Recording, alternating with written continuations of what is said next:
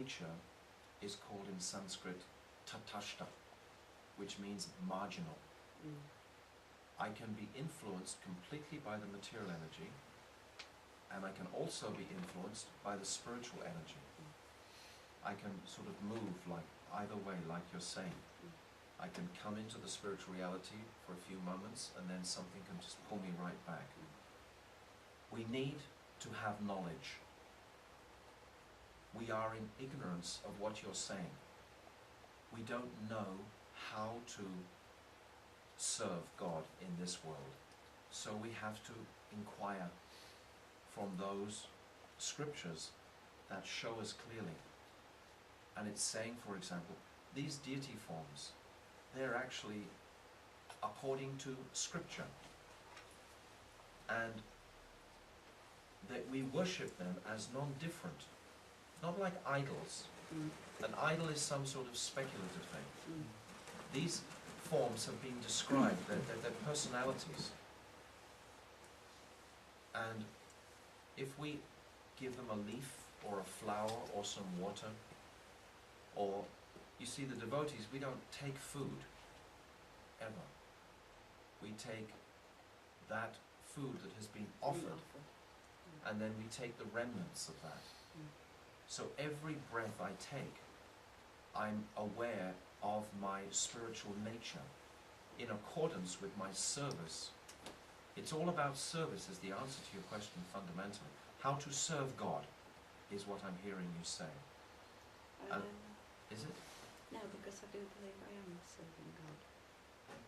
I do believe that I know that I've dedicated my life to the path that I'm walking now. Right.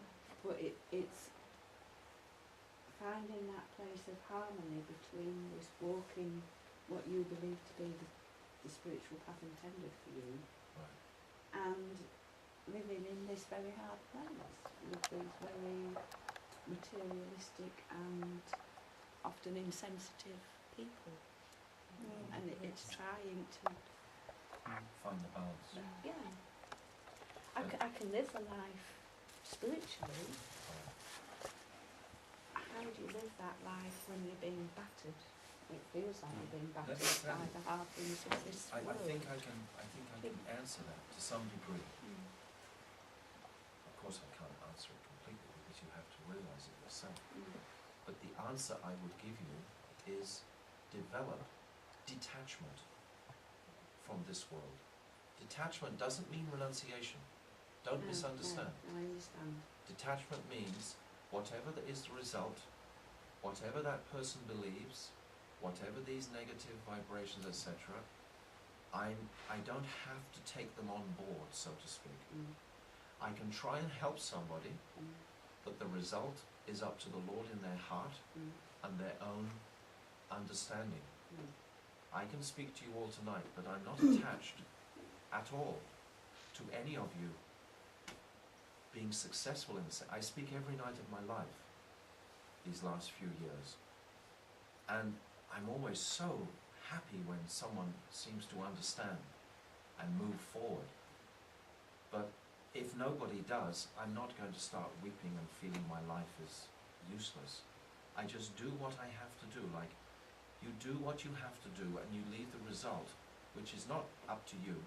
You leave, and that's detachment. This is the essence of detachment. And that way you can be more peaceful because you know that you're doing what you should be doing, what is your function.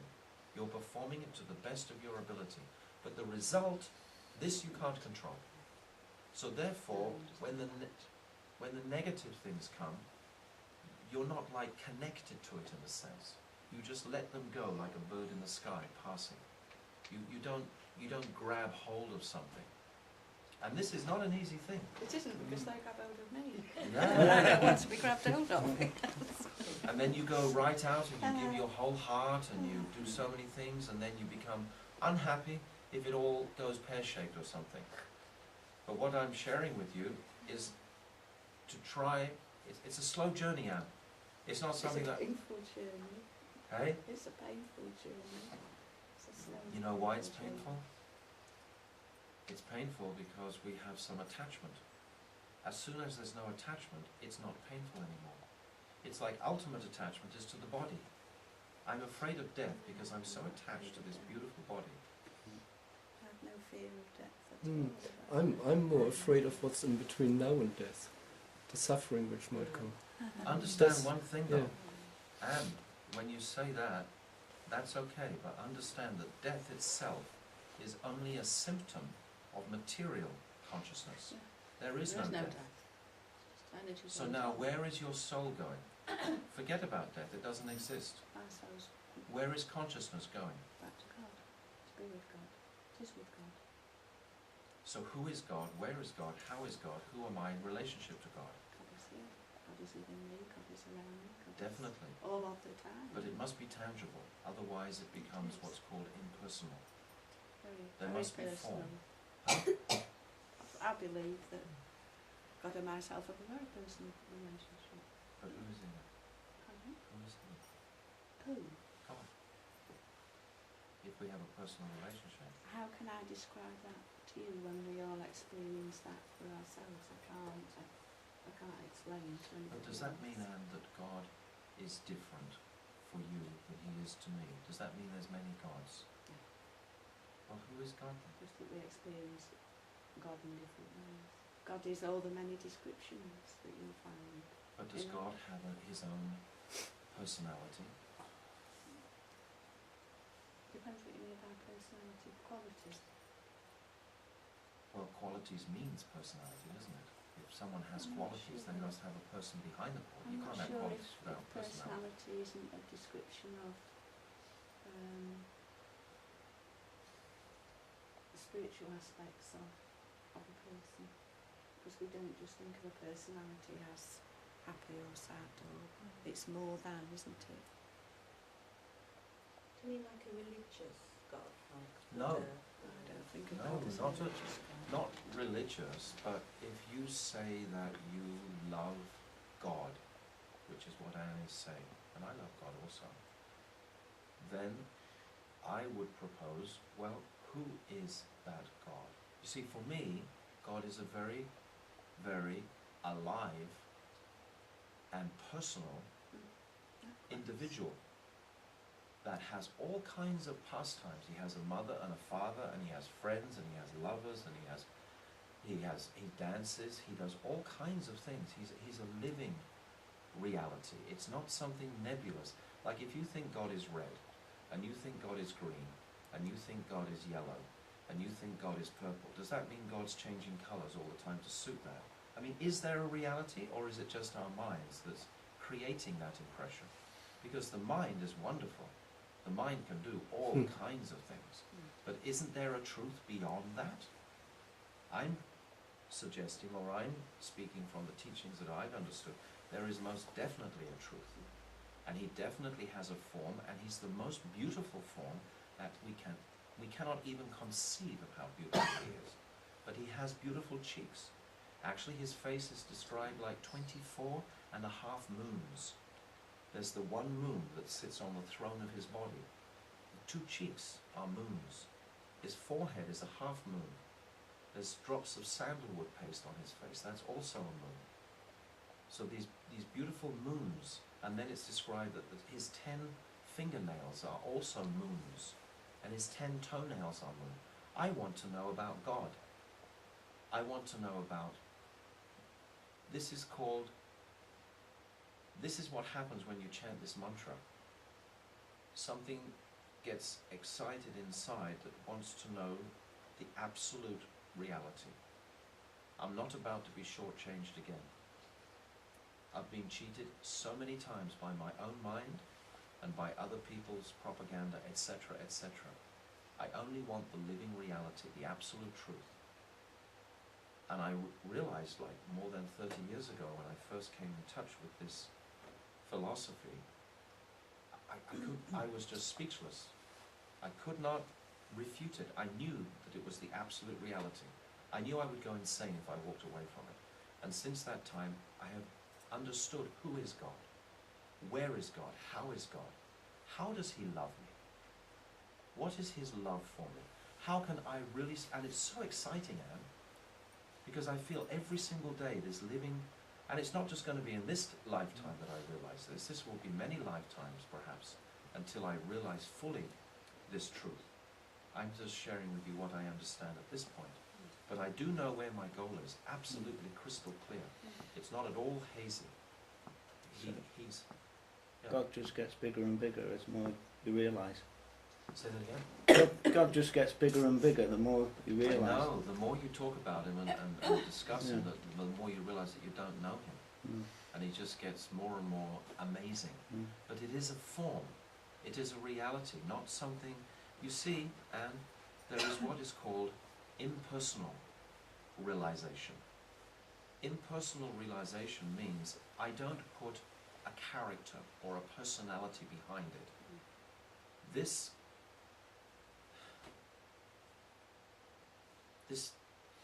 is not satisfying for me. If it's something nebulous and something that I know is just coming from my fertile mind, even though an impersonalist, for example, can see a divine light, can have all sorts of mystical experiences, but this doesn't necessarily mean that he's associating or coming closer to God himself. The light that people see often as they're leaving this world is actually his effulgence. Many times, you will know better than me, people are leaving their near-death, they go into the light. But the light is described as his effulgence. And if you're only thinking about his effulgence and not about what's beyond that, then actually you haven't found the highest understanding of God. It's a certain stage of understanding, but it's not the complete stage. There are many, many stages to development, because consciousness is like steps that moves along. And it's not just how I feel like that. It's much, much more. Has anybody had a near-death experience in the room? So, What do you say? Did you see light? Me? Yeah. Yeah, a few times. Well, whether you could see the lights or the sensation of flying a lot, yeah, definitely. Out of your body a lot. Yes, out of body is one thing. talking about dying near That's death. like astral. That's like astral travel. You've not actually been near death and had the experience that you were going to meet your maker. You have. Well, a young child. So how did that feel? Wonderful. That you can't give Can't enough describe words to that it. energy that was there beyond, wasn't there? Yeah. There was an energy there beyond And I can still remember that you couldn't touch, Yeah. but you knew that it was there. Yeah, and it's extremely beautiful. joy. Peace. Yeah. Are you disappointed when you brought that up again? Sometimes. I'm disappointed disappointed That's after all all. right. I said I was You say back. you I say have to come back. Yeah. Oh God, no, I'm back. There's a frustration is that you want to tell everyone about it, but you can't describe it. Which is And what if- I was trying yeah, to say, but yeah. you can't Yeah, give 'cause, people the experience, can you? No. Oh no, you No couldn't. matter how hard you try, you It can't. No. can't happen to you. And it changes your life, you see, doesn't Mm. it? It's not something which is manufactured by the mind, No. or it's something we imagine. So it's a reality which suddenly manifests before us, and we experience it. We have a direct experience, and this is called Brahman, the Brahman effulgence. Is that right?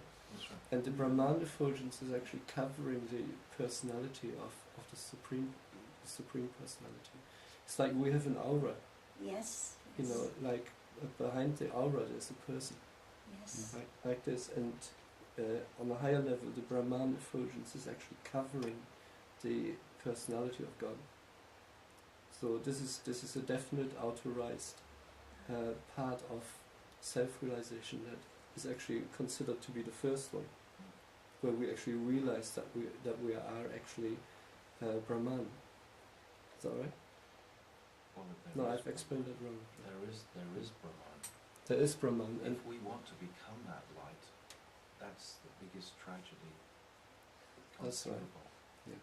This is like actually the end of the Buddhist philosophy, the stage of nirvana. Yeah, all they see is the light. If you, Right. if you merge into that light, you give up forever your own individual nature. And the object is to realize your spiritual identity, which is full of love for that person. Because the ultimate is relationship, which I said in the very, very beginning. When I sat down, I talked about relationship. Because you can't really have a relationship with light, ultimately.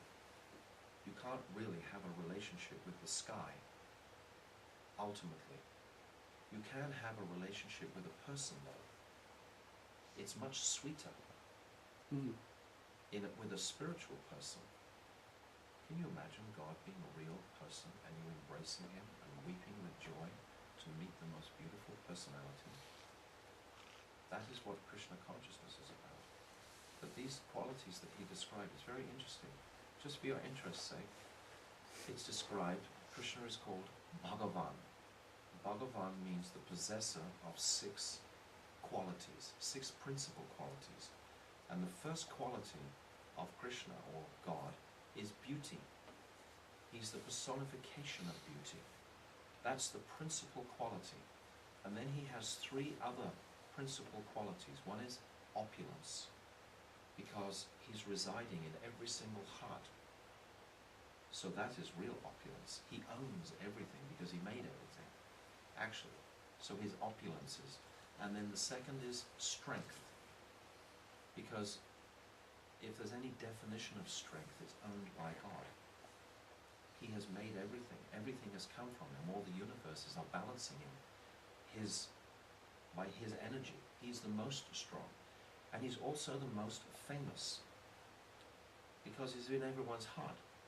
And everyone knows about him in all the different universes, etc.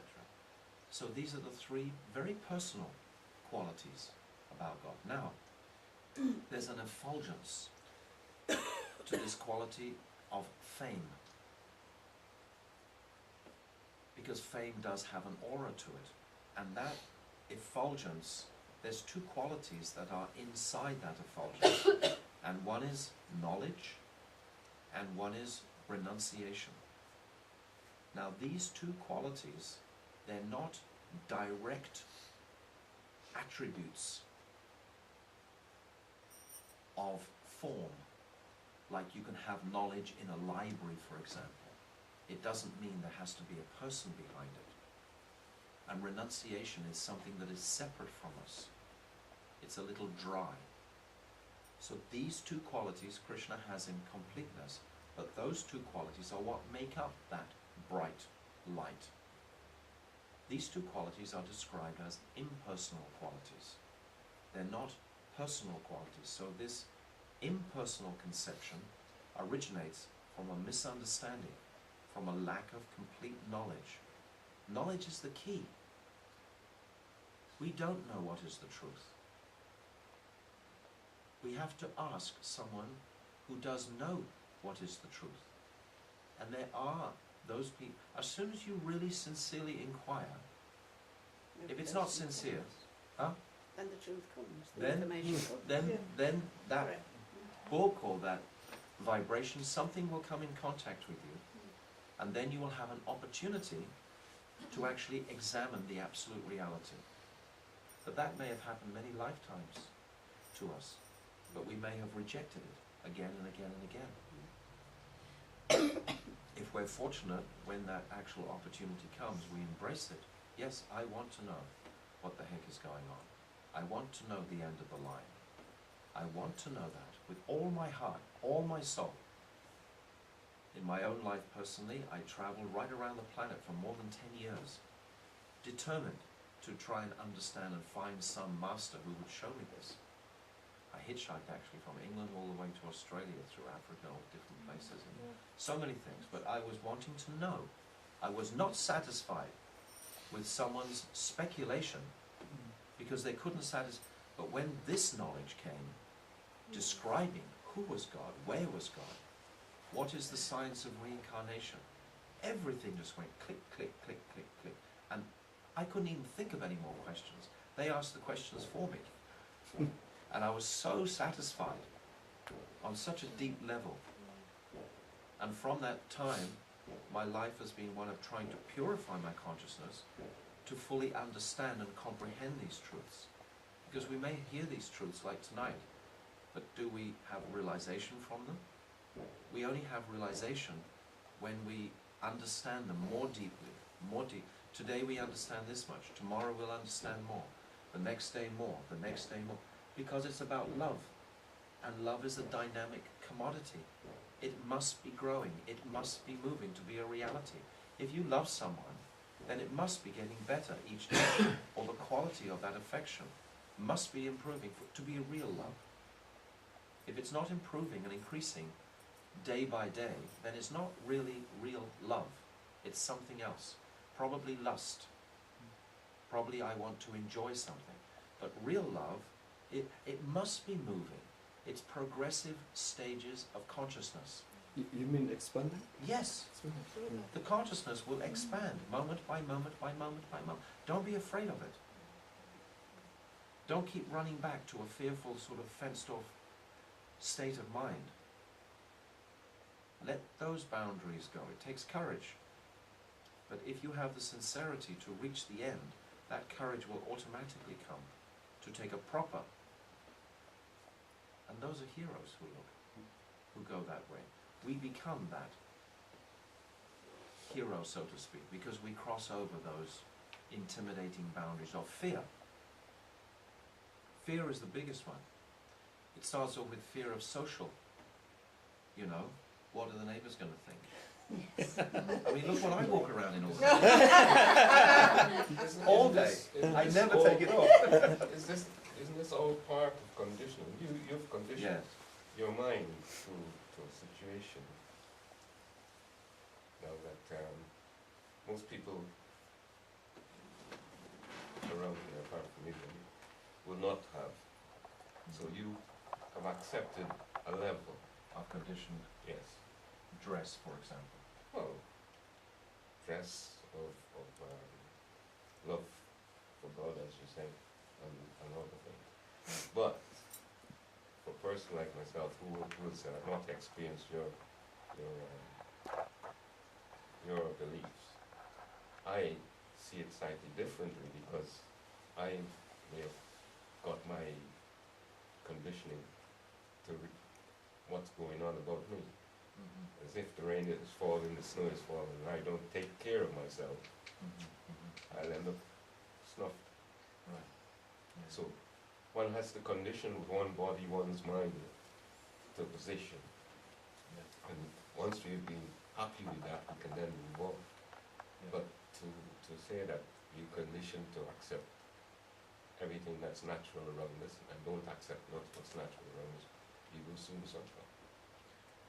But there is an essential truth that's applicable to all of us. Birth, death, disease, and old age.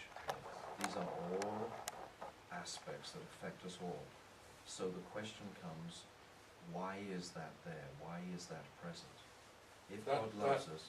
That then goes into philosophy. Our material being. That's Not predetermined. Yes. That's predetermined in our material being.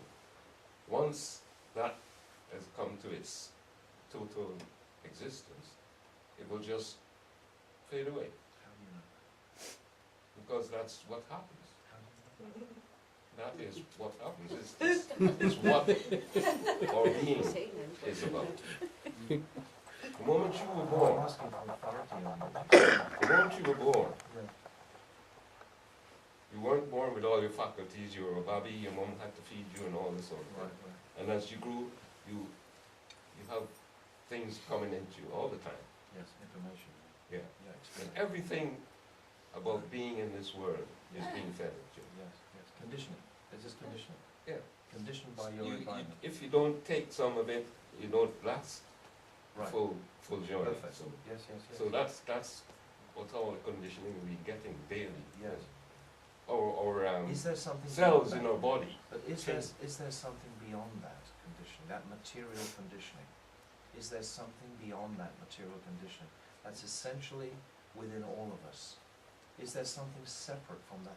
What I'm hearing, tell me if I'm wrong, But every individual has a different set of circumstances and experiences to create who they are, their character, nature, etc. And I'm suggesting, or I'm proposing, that there is something beyond that conditioned character. Who are you? You are from this place, you do this and this and this, and all the experiences of your life. But I'm saying that there's an eternal reality applicable to all of us that is higher than that. That's the place I want to talk about. That's the place I want to act. That's the place I'm interested in only. Yeah. I'm not actually interested in all the material details. Yeah, but then that's what I'm pointing to. You